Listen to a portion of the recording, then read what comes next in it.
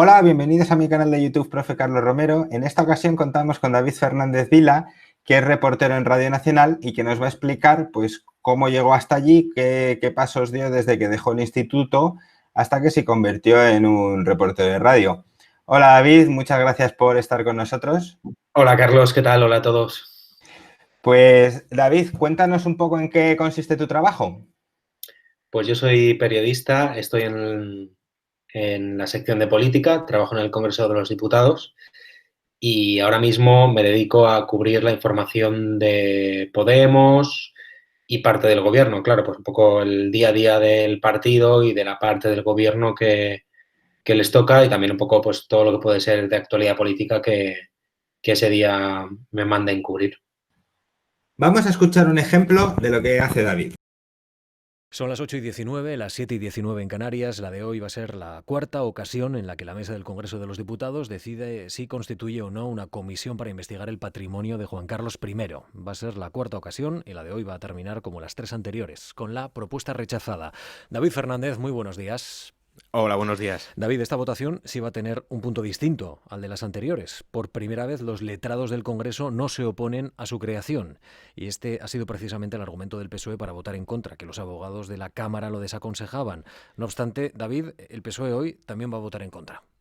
Sí, el PSOE mantiene su rechazo a investigar al rey emérito, a pesar de que en esta ocasión, por primera vez, los letrados del Congreso han dado vía libre a la comisión que planteaban Unidas Podemos y otros 6 grupos parlamentarios. Hasta ahora los socialistas habían seguido el criterio de los servicios jurídicos de la Cámara. Sin embargo, hoy no lo tendrán en cuenta y en la mesa votarán junto a Vox y el PP. Fuentes socialistas justifican que la Constitución no otorga al Congreso funciones de control al jefe ni al exjefe del Estado y que hay jurisprudencia del Constitucional en este sentido. En Unidas Podemos lamentan que para una vez que superan el filtro de los letrados, el PSOE vuelva a situarse junto al bloque monárquico e impida que Juan Carlos I rinda cuentas ante el Congreso sobre el uso de unas tarjetas opacas que también utilizaron otros miembros de su familia, unos hechos, recuerdan, posteriores a su abdicación y sobre los que la Fiscalía ha abierto ya una investigación. Anoche, en el 24 Horas de Radio Nacional, Pablo Echenique criticaba la decisión de su socio. Cree que sus votantes no la van a entender y que ya se han quedado sin excusas. Muy bien, David. Entonces, cuéntanos un poquito, cómo están las cosas. Hay muchas diferencias entre los dos partidos del gobierno. Estos roces son comunes. ¿Se juzgará alguna vez al rey emérito, tú crees, o cómo lo ves tú? Bueno, yo no me atrevo a decir si se juzgará alguna vez al rey emérito. Lo cierto es que parece que no se le va a investigar en el Congreso de los Diputados.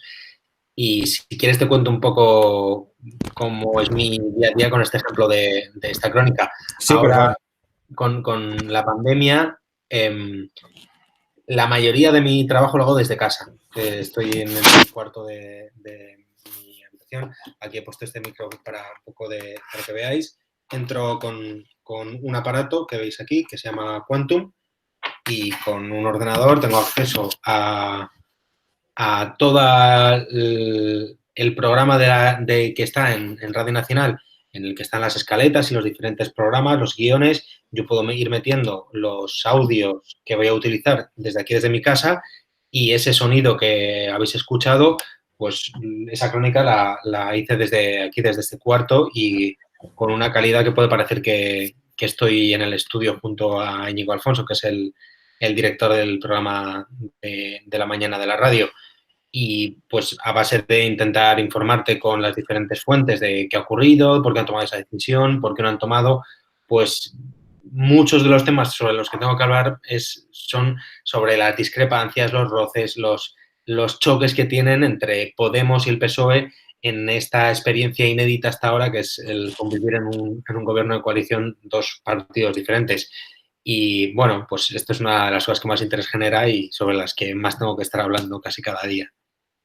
Entonces, por la información que cubres, tienes bastante contacto con los políticos de Podemos, ¿no? En este caso con el vicepresidente Iglesias y con otros de otros ministros de esa formación.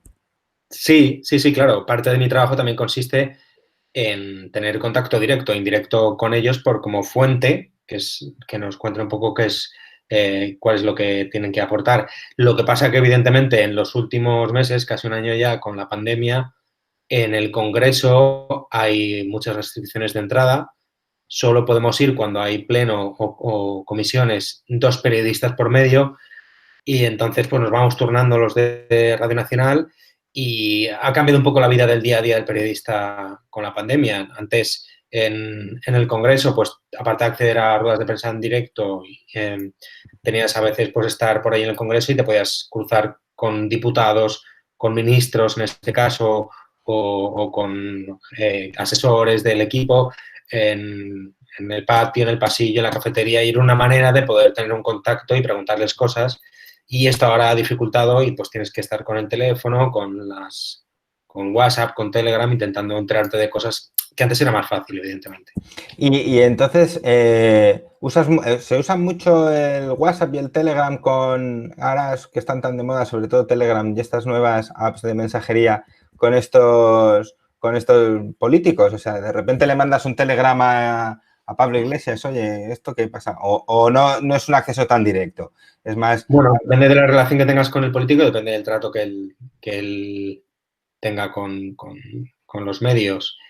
Hay alguno de los ministros de Podemos con los que tengo trato directo, otros a través de sus jefes de prensa o de los departamentos de comunicación de los partidos.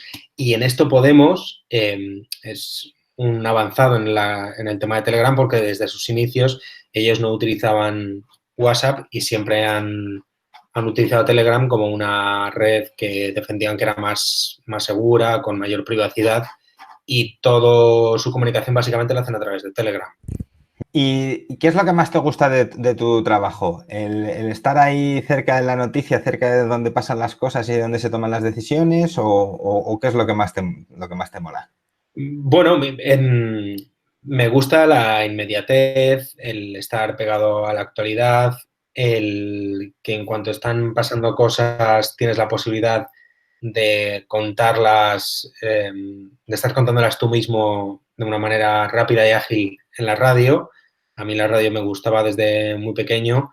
Llevo 3 años en política, antes estuve en la sección de economía, y bueno, pues el tener la sensación de que estás cerca de cosas importantes. La vida parlamentaria ahora mismo siempre ha sido muy importante, pero en estos últimos años pues tienes la sensación de que se está cociendo en esos momentos pues hechos que son históricos, un nuevo gobierno de coalición como no había habido en democracia en España, ahora mismo la pandemia, una crisis importante que lleva aparejada, y esa sensación de estar cerca de la noticia y poder contarla rápidamente es probablemente lo que más me guste de mi trabajo, claro.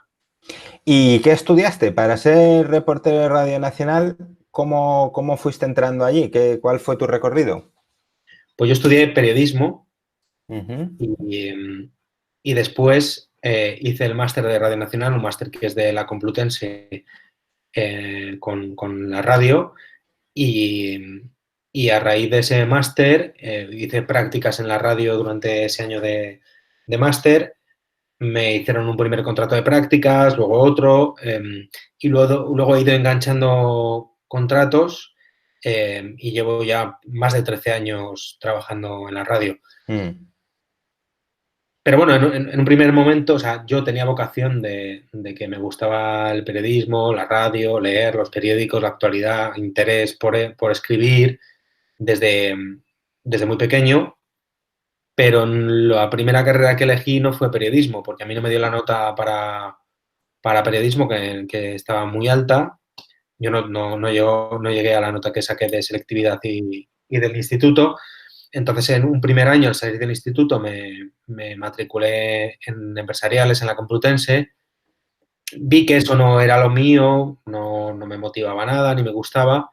Y al año siguiente, finalmente, me cambié a una universidad adscrita a la Complutense, que era privada, pero con un programa de la pública y no era tan cara como otras, y conseguí hacer ahí la carrera que en realidad quería. Y bueno, pues con esto para que ahora mismo supongo que tus alumnos estarán planteándose con muchas dudas qué quieren hacer, y que lo piensen bien, que intenten tomar una buena decisión, pero que tampoco se agobien porque mucha gente elige una primera carrera y luego ve que no es lo que le motiva o que se enfrenta a cosas que no era lo que esperaba y se cambia a otra y que también siempre hay esa posibilidad, ese margen de cambio. Sí, eso se lo comentamos muchos los profes, la importancia de no preocuparse por si hay que rectificar una decisión. Pero en tu caso me parece curioso, ¿no? O sea, tú tenías claro que querías ser periodista en realidad y el problema fue que no llegó la nota, pero al final te compensó, ¿no? Más el esfuerzo económico que tuvieron que hacer tus padres para que tú cursaras periodismo que en el que es lo que realmente querías hacer, ¿no? O sea, Sí, fue una cuestión de principios de que yo quería estudiar en la universidad pública. Quería estudiar periodismo, pero me autocastigué a mí mismo por no haber sido capaz de sacar esa nota y decidí que si yo no había conseguido la nota suficiente, pues no me iba a estudiar lo que quería.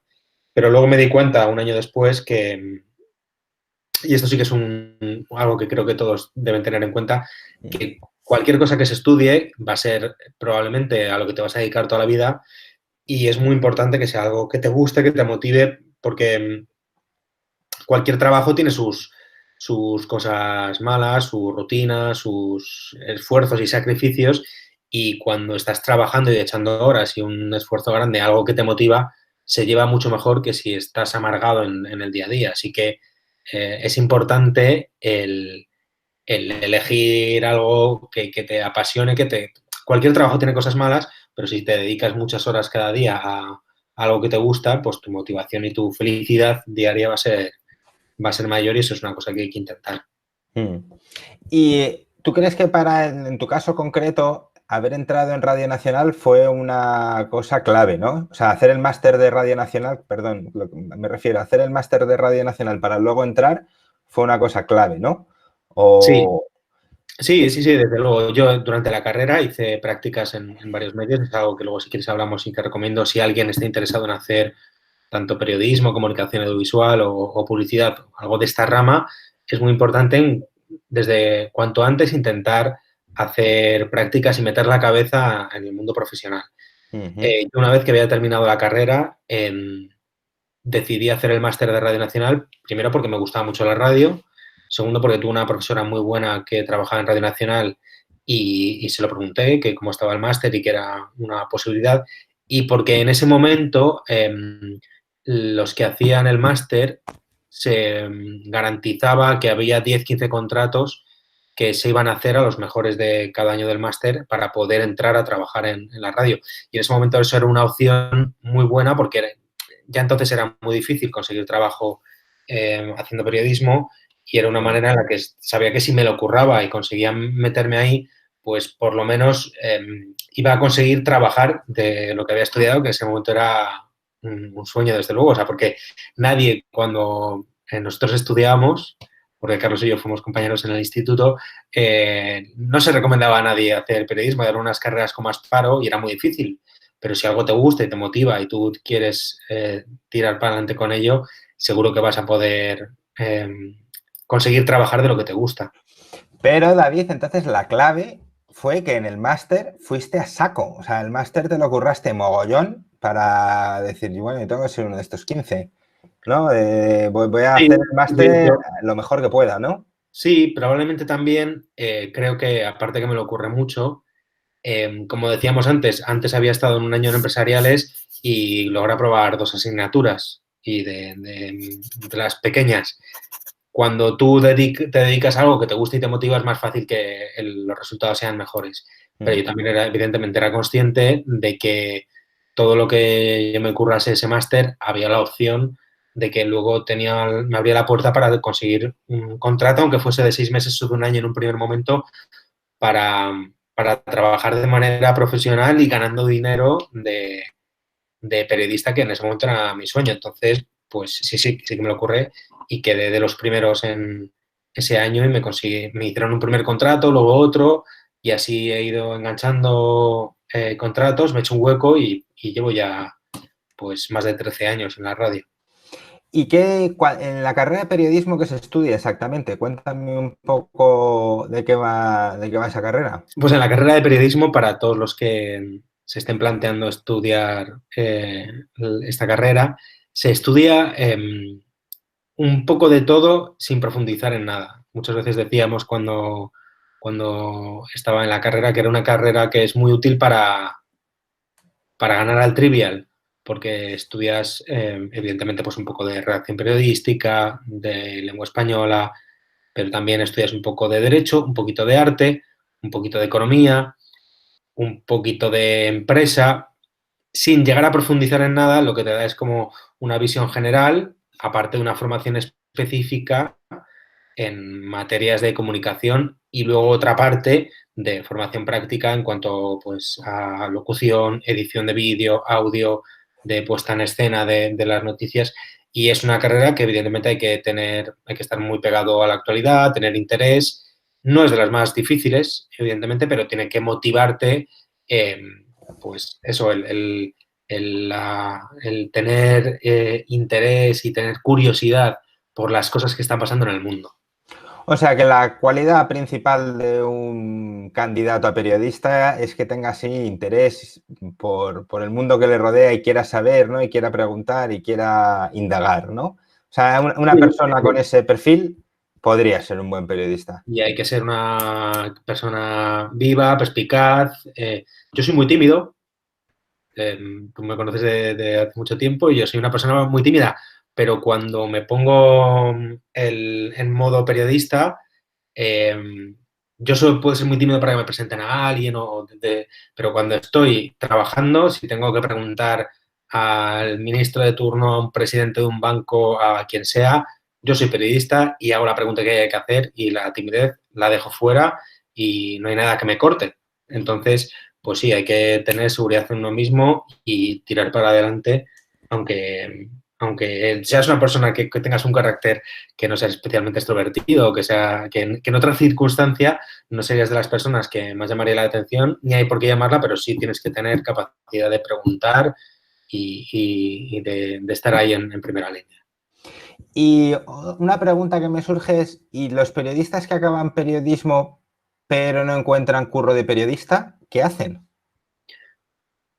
Pues ahora mismo hay mucho, tanto trabajo en los medios de comunicación como en los gabinetes de comunicación de empresas, administraciones o públicas.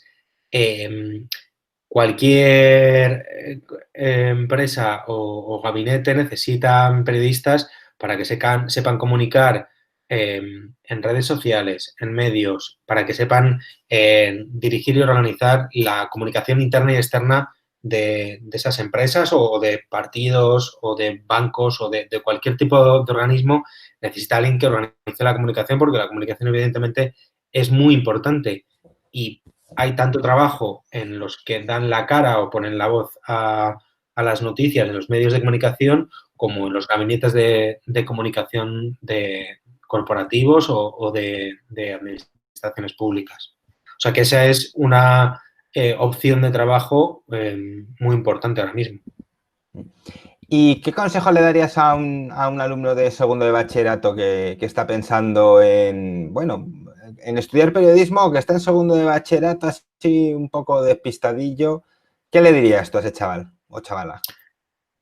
Pues que se curre lo máximo posible el año, porque es muy importante, pero que tampoco se lo tome como un agobio, que como te decía antes, no se acaba el mundo en junio en la decisión que hay que tomar al terminar el curso, que se puede tomar una decisión, probar una carrera y si no te gusta o te convence, existe la posibilidad de cambiar, que si realmente le gusta la comunicación, el periodismo, la comunicación, la carrera de comunicación audiovisual o publicidad, que cuanto antes, que no espere más para intentar hacer, pues si le gusta el cine, que haga cortos, si le gusta la radio, que haga podcast, si le gusta escribir, que se haga un blog, que escriba en cualquier plataforma, que desde ya intente pensar en qué va a ser su futuro y no esperar a que cuando acabe la carrera, porque la carrera se empieza a hacer desde el primer día y no hay nada que te enseñe la carrera de forma teórica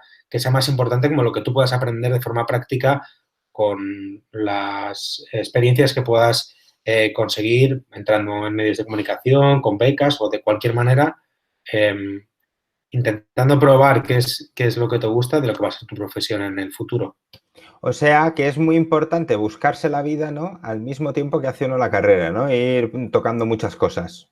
Sí, y más en esta carrera, que no es especialmente difícil y que por mi experiencia yo desde tercero estaba haciendo prácticas, hice prácticas en varias agencias de noticias, en Serie Media, en Europa Press, luego estuve en Antena 3, hice prácticas con un candidato a la alcaldía de Los Verdes que hice una entrevista y me metí con él a ayudarle en su campaña electoral. Cualquier cosa que te sirva para meter la cabeza y mezclarte un poco con el mundo profesional, porque se darán cuenta que la carrera al fin y al cabo, y esto pasa con periodismo y pasa casi con cualquier carrera, te enseña unas nociones teóricas, pero lo realmente importante es aprender el oficio, que solo se aprende trabajando y en el mundo laboral. Entonces, que no desechen la carrera ni la parte teórica, que la atiendan, que hay que sacarse las asignaturas, pero que lo antes posible intenten hacer prácticas y mezclarse en el mundo profesional, porque es realmente ahí donde se van a dar cuenta de lo que es realmente este trabajo y de lo que les va a dar posibilidades para conseguir un puesto en una empresa para poderse ganar la vida de eso. Bueno, David, muchas gracias por acercarnos tu profesión, la profesión de periodista, a este canal. Yo creo que hay muchos alumnos y alumnas que tienen algún interés o que consideran que el periodismo es una de las opciones que pueden estudiar de cara al futuro. Y muchísimas gracias por haber estado con nosotros. Pues nada, ha sido un placer y solo ofrecerme a todos tus alumnos que tengan interés o que estén pensando en elegir periodismo como carrera, que te pueden pedir mi contacto cualquiera para si tienen alguna duda o quieren consultarme algo o cualquier cosa que yo les pueda ayudar o facilitar su toma de esta decisión, pues estoy a su disposición y que no se agobien, que se curren este año, que es muy importante, pero que no se acaba el mundo ahora en junio, que intenten elegir una carrera que les guste, que les motive y que mucho ánimo, que seguro que lo hacen bien y que si se lo ocurren, al final los frutos llegarán. Y nada, pues que estoy aquí para lo que queráis. Pues muchísimas gracias, David. Cogemos el guante y lo mismo nos ponemos en contacto contigo otra vez.